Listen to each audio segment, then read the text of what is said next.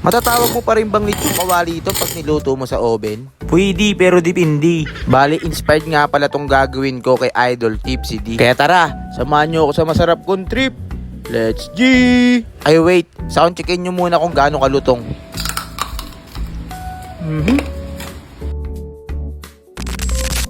Bali, rumoksi nga pala ako sa palengke ng halagang 400 pesos na pork belly. Huhugasan ko lang din yan hanggang sa maging malinis siya syempre. Nagtry nga rin pala akong lagyan ng hiwa kaso ang tigas pala ng buto, hindi kaya ng kutsilyo ko. Kaya iniwasan ko na lang yung mga buto. Kaya ko naman siya iniwaan dyan para maisiksik ko talaga yung mga ilalagay kong mga seasonings dyan at pampalasa. After that, naglagay na ako ng isang sachet ng pamintang durog. Bago isusunod ko yung asin natin syempre. Ito medyo kakaiba to. Ngayon lang ako gagawa ng merong sinigang mix na ilalagay sa ating lechong di oven. Base sa aking experience, masarap naman siya. Okay, next, naglagay nga rin pala ako ng konting pampalasa. Any brand pwede naman. Mamassage ko nga rin pala siya gamit ang aking malinis na kamay. Isiguraduhin ko lang malagyan yung mga singit-singit ng ating pork belly. Okay na sana pinakita pa yung mukha. Ilalagay ko na nga rin pala dyan yung minins ko na bawang kanina. At syempre, isusunod ko na rin yung partner niyang sibuyas. Inenext ko nga lang din pala dyan yung ceiling green. Optional lang naman yan kung gusto nyo na mangang. Ilagay ko na nga rin pala yung daon ng tanglad dyan. Tapos pupunasan ko yung balat niya. Kasi i-scrub ko siya ng asin. Pwede nyo nga rin pala lagyan ng foil yung tray nyo ha. Hindi lang ako nakapaglagay kasi naubusan ako. Nagkakaubusan ng foil dito sa amin.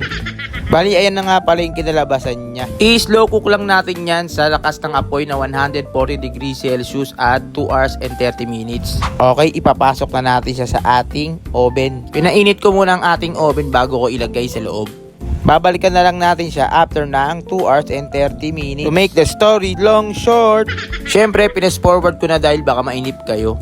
Ayan na nga pala yung itsura niya. Makalipas ang 2 oras at kalahating minuto. Pero hindi pa tayo dyan nagtatapos mga ropa. Itotodo na natin yung apoy sa 190 degrees Celsius at papairan din natin yung kanyang balat ng mantika para lumutong. Tama, lumutong. Bali, another 1 hour na naman ang aking hinintay dyan. Madali lang talaga siyang gawin kaso nga lang, mag-aantay ka nga lang ng matagal. As you can see mga ropay, ayan yung finished product niya. Luto na siya. Dinig mo yun? Lutong no? Kung hindi ka pa nalulutungan dyan, tara ilapit mo yung ulo mo dito. Charis! Ouch! Napaso pa. Bilis ng karma.